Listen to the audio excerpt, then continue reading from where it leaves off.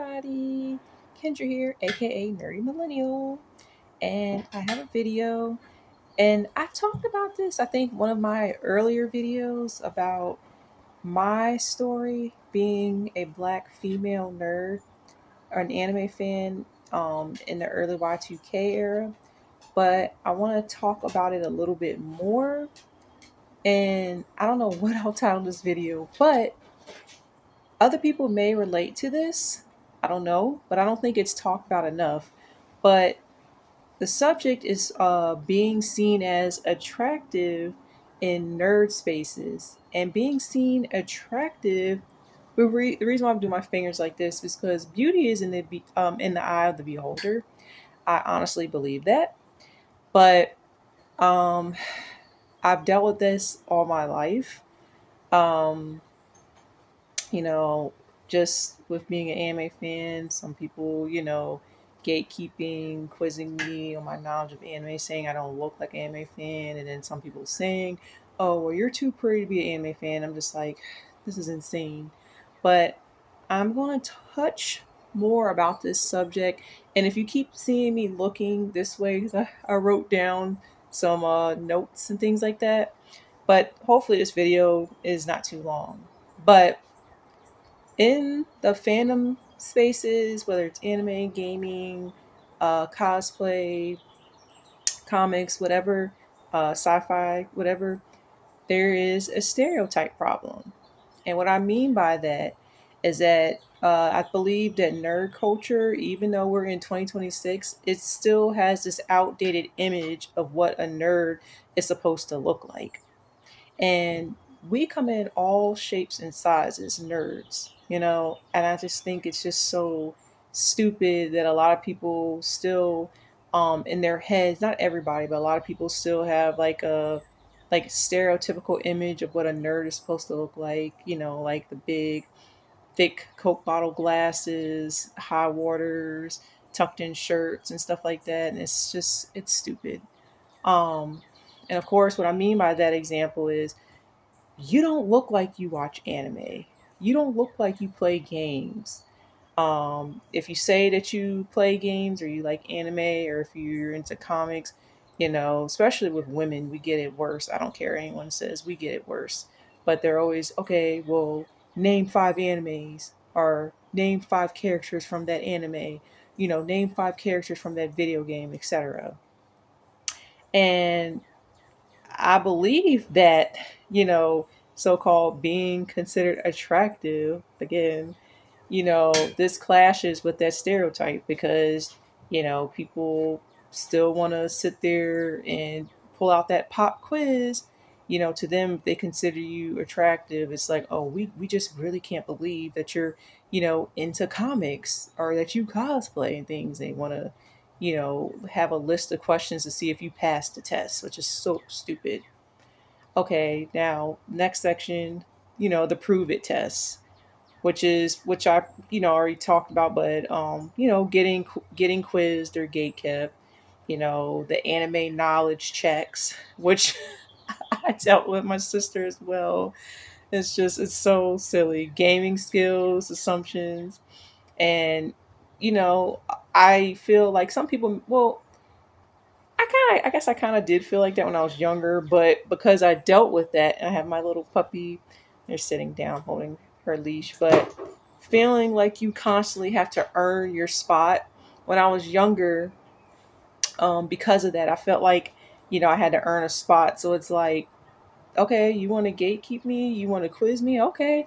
So I'm, telling them, okay, this is my favorite show, blah, blah, the character, like this character, why, da, da, da, da. And, they're looking like, and sometimes I think it's like I knew more than them.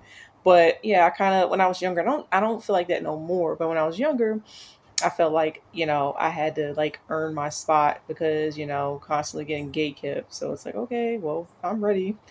And this is my thoughts, but the psychology of it, I believe with people that are guilty of this behavior in nerd spaces, they feel like they have to protect their spaces from tourists.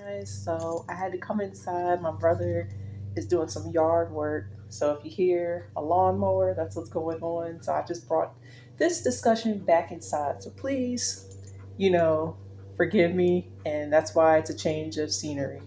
Okay, so back to the psychology as to why I believe that people that are guilty of this behavior in nerd spaces or fandom spaces do it is because they feel a need to protect their spaces from, remember that term tourist or anime tourists and things like that? They feel they need to protect their spaces from tourists, and they assume, I believe, a person that they feel is attractive is only there for the aesthetic or because, as we all know, nerd culture is trending. So that's just my thoughts and opinions on that for the psychology and the behavior behind it. It's kind of like, for example, I'm trying to bring some humor. Say you love banana pudding and love banana pudding. You loved it ever since you were a child, and everybody that was around you was like, ugh, banana pudding is disgusting, I hate banana pudding, gross. And then out of nowhere, everyone says they love banana pudding, they can't get enough of banana pudding. And you're like, okay, years ago I shared my love for banana pudding. Everyone was talking about how disgusting it is. Now all of a sudden, banana pudding is, the best dessert ever. So that's just my thing. I'm just trying to use some humor and an example. Hopefully that was a good example. Okay. Next section, not taken seriously. Um, so kind of elaborate more on that, the psychology, what I believe, people assume that you're doing it for attention, you're a fake fan, doing it for clout. And like I said, I feel like women in nerd spaces get it the worst when it comes to this type of behavior because true enough, there may be some, well, yes, from being online, when I used to be really active on Instagram, my sister, there were people, I won't say names, but we had receipts. There were people that, admitted that they're only coming into like the cosplay spaces, anime spaces, gaming spaces, because they see that it's trending, they're trying to grow a platform. So, yeah, there's some people that are doing it for that reason, but not everybody. That wouldn't be fair to say that, right? So, next section, the double standard. So, if you're not considered conventionally attractive, which I've witnessed, you get ignored. Example, when I was active on Instagram in the cosplay spaces, I noticed that this could be a real deep conversation, but to keep it short, I know especially for women, uh, it'd be two women that did the same cosplay. One doesn't get all the likes and comments and things like that. One does. And the difference I know, and on my sister and I's channel, we've talked about it. That's your business. If you choose to do like a lewd cosplay, I'm not for lewd cosplays. It's not my thing. We've shared how we feel about it, but I'm not going to disrespect anybody that does it. But I noticed that a lot of the women that did the lewd cosplays, and could has like the nice shapes and stuff, the nice shape and things like that, they got all the likes and views. And then someone else, another female that does the same cosplay that doesn't do a lewd version of it, they don't get all the likes and support. So that's just an example I noticed, um, and get ignored. So if you are considered conventionally attractive, because again, remember what I said earlier in this video, I believe beauty is in the eye of the beholder. But when you are considered conventionally attractive in these spaces, you are questioned. Yeah. So I feel like you can't win either way. If you're considered not conventionally attractive, you get ignored. People make fun and say things. I've seen it, witnessed it, things like that.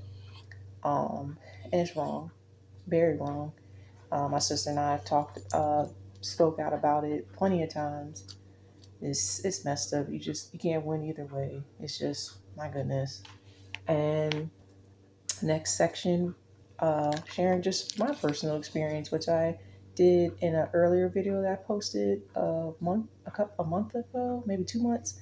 But in the convention space, I've had, like some people, like females, give me like dirty looks, or um, if we're and this was years ago, but I can't remember what cosplay it was, but it was another girl that was cosplaying from the same anime as I, and I can't remember what we were called.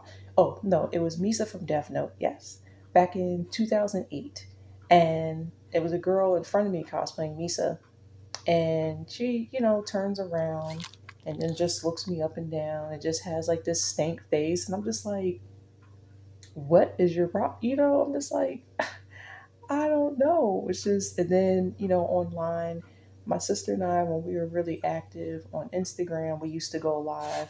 We had a live show that we used to do, and we would talk to other nerds and things like that. But I noticed with the guys, and they were very nice, but I noticed kind of like, not all of them, but I noticed they low key, some of them tried to I had discernment. I could just feel that. But I know, like, when we would talk, they were kind of low key trying to see, like, are they really about this life? Like, do they really know what they talking about? So, they would ask questions of, what kind of shows we were, anime that we were into, things like that. So we're sharing, a lot of anime that we like because, my sister and I grew up with watching anime back in the 90s. So I wholeheartedly hold 90s anime dear to me as well as 80s, and I love some 70s anime.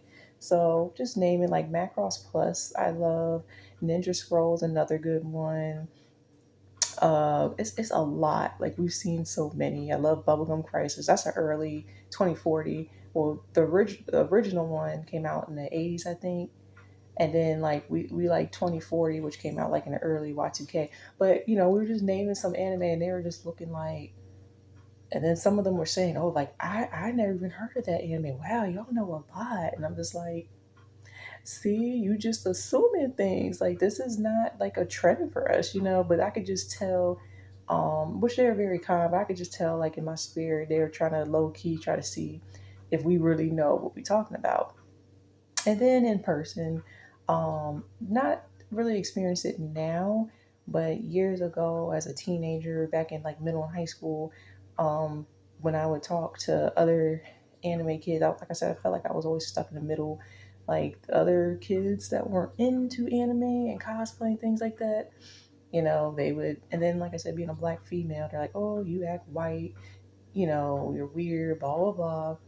And then the other kids that like anime, when I tried to talk to them, they felt they were very uncomfortable around me. And then I sensed like they, I don't know, because I like to dress up. I'm a fashionista. So I guess like they felt like, is she, trying to be funny? Like, is she trying to make fun of us? Like, they just seemed very uncomfortable or annoyed, and the questions trying to, like with the guys especially, asking me who's my favorite character, blah blah blah blah. And then they're like, "Oh well, you don't really look like you like anime. I can't believe that you like anime." And yeah, so I experienced all that. And again, I don't think that this topic is talked about enough, but I just want to close out that, nerd culture should be about passion and not appearance. Stop judging the outer because you just don't know. You might make a good friend. You shouldn't just immediately, when you see somebody like at a con, and it all comes from like insecurity, and some of us been teased, and maybe you might remind them of a bully or something that they dealt with in middle and high school, and that's why they're behaving that way.